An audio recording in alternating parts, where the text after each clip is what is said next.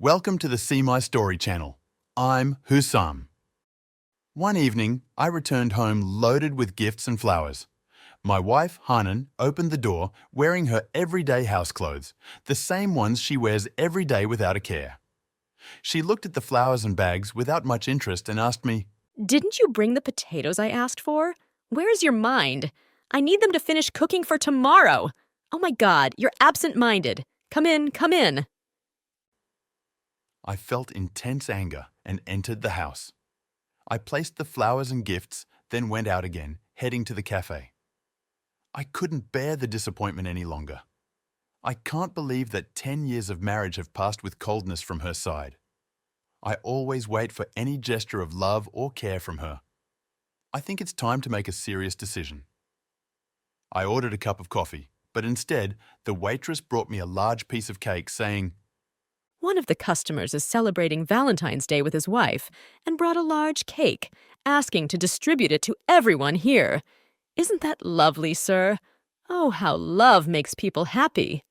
"It seems that I will celebrate Valentine's Day tonight despite everything. Let's eat this cake. Maybe love is contagious, and I'll get a little of it." That very night, the image of that beautiful secretary at the office, who always stares at me and smiles whenever I pass by, appeared before me. What if she's more romantic than my wife, and how would she react if I gave her those gifts? I smiled at the idea, then returned home where I found my wife in front of the TV. She hadn't opened the gifts or put the flowers in a vase of water. I shook my head in disappointment and went to sleep. In the morning, I asked Hanan what she thought of the gifts and flowers. She answered quietly, Yes, but I gave the perfume to my sister and the flowers to the neighbor's wife. She didn't utter a word of thanks or apology for neglecting my gifts. I finished breakfast and walked to work. After much thought, I realized that my marriage was not successful and I deserved to be happy. I arrived at the office and eagerly waited for the secretary, who had sent warm glances my way. At that moment, I decided to approach her and said without preamble, "Miss Salwa, would you accept my invitation for lunch today during the noon break?" She gladly accepted. I started meeting Salwa every day at lunch, and we talked about ourselves and various topics. During those encounters, I felt like a different person. I laughed, joked, and forgot everything with her. Salwa was young and very beautiful, unlike Hanan, who was dry, harsh, and showed signs of aging in her face, body, and spirit. "Salwa, I want you to be my wife, and I'm ready to fulfill all your requests. But I have one condition. I won't divorce my ex-wife or our children, not now or in the future." I don't care about anything except being with you, so I agree. I still had to break the news to Hanan, and I was afraid of her reaction. However, my excitement for my upcoming marriage gave me the necessary strength to face my wife. You want to marry someone else? I think she's younger than me, right? "Yes, but..." And she hasn't given birth or raised children, or am I mistaken? "That's true, but..." And she applies makeup and wears beautiful dresses because she slept peacefully due to the lack of responsibilities, like bathing the children and teaching them after arranging the house, cleaning, and cooking a meal. All you say is true, except that the problem between us is... Meaning my lack of concern for you specifically? Yes. How selfish you are. Let me remind you of some milestones in our marriage, and then we'll see who cares for the other. Speak. Well, I raised 3 children on my own. Let me continue. I only wanted 1 or 2 at most, but I agreed to have more because you lied to me, promising to bring someone to help me. But you didn't. Because of you, my life revolves around household chores and raising the children, while you spent the tough times of children's cries and screams in another room. And you spent entertaining times with your friends, while I stayed home with our children. And have you forgotten how many times you overlooked my birthday or our wedding anniversary? But I remembered Valentine's Day this year, and you responded with coldness. Years of accumulation want to be erased with a bouquet of flowers and a gift? I want a real husband, not gifts. Go to her. Nothing will change for me, believe me. Oh, you ungrateful one. I knew that all that mattered to you was how much money I make and spend on the house. What ungrateful you talk about? And is marriage and having children a service for me to earn praise from you? Have you forgotten that you loved me to the point of madness? You spend on your family because it's your role as the head of the family, just as my role is also to care for my family. Come on, take your belongings and leave, for I have been living without you for years and doing everything myself. I won't feel any difference. In fact, I'll be relieved of the useless title of married woman that I carry. So, does that mean I'm not useful? You said it. I was very angry at Haynan's words. I did not expect this reaction from her. Instead, I thought she would start crying, lamenting, and threatening. But I forgot everything when I remembered my beloved Salwa and her wonderful scent. I started my life with the beautiful Salwa with a wonderful honeymoon.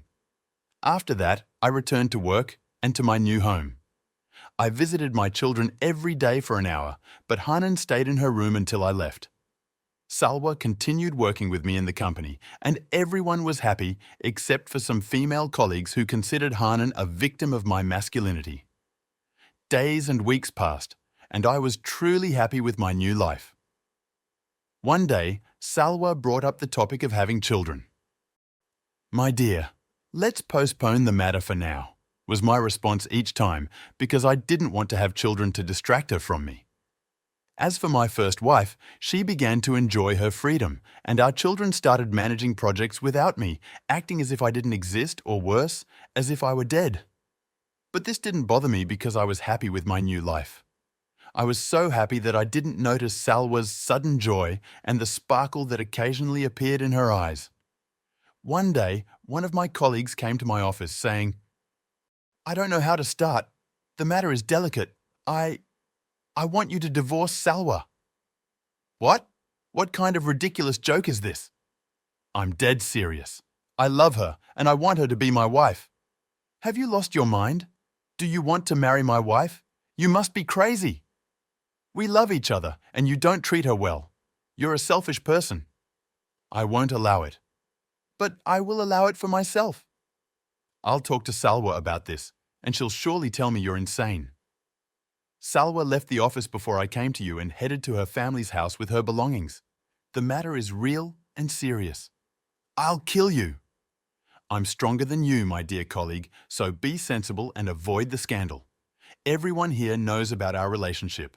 What do you prefer, to be a cheating husband or a decent one? The decision is yours. I ran to her family's house to talk to her, but her father blocked my way, saying, "Leave my daughter and her affairs. Give her a quick divorce, selfish man. She's not happy with you and wants to have children." Why do they all call me selfish? I divorced her and resigned. There was no place for me there after my wife betrayed me with my colleague and married him. I began searching for work, but I was rejected because I am no longer as young as I used to be. I had no choice but to return to Hanan and the children who received me with evident reluctance. I was a stranger in my own family, which increased my frustration. Since I became unemployed, I had no utility at home. Hanan had started working, taking charge of the household and providing me with an allowance. I felt very embarrassed, and one day she said, Listen, I work hard in my job, and you sit all day at home either on the couch or the bed.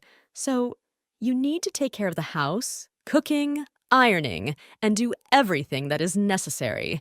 I want to come back and find everything ready. "What is this talk? Have you forgotten who I am?" Not at all. I haven't forgotten that you left us for an attractive girl who, in turn, left you for a handsome young man. I haven't forgotten how you treated me throughout our years of marriage, considering me a servant and a machine for having and raising children. If you want to stay in this house, you need to contribute either financially or with your work. Otherwise, leave. Of course, I will leave. But I remained in my place. Where could I go? Who would want to employ me in my current situation? So I began to take care of the house. I started with cooking, then cleaning and organizing the house after my wife and children went to work and school. However, I felt tired. Therefore, I divided my duties according to the days, as I saw Hanan doing throughout our marriage, and I managed to overcome the fatigue. Over time, I felt a slight improvement in my relationship with my family, and many things became clear to me, especially on the day I tried to remove the smell of household bleach from my hands. Suddenly, I remembered how I used to scold Hanan in anger when that smell emanated from her hands. Poor woman, how unfairly I treated her. I was indeed selfish, as everyone described me. So I decided to correct all my mistakes and regain my wife Hanan's trust, proving to her my seriousness. I returned to job hunting and, after great effort, found a decent job. In addition, I continued to perform some household chores, not because I was forced to, but to share some of the burden with my wife. Marriage is a partnership and requires mutual appreciation. Now, 5 years have passed, and today I am truly a happy man. My family has recovered, and Hanan has come to love me again, believing in me after her previous discontent and fear of me have dissipated.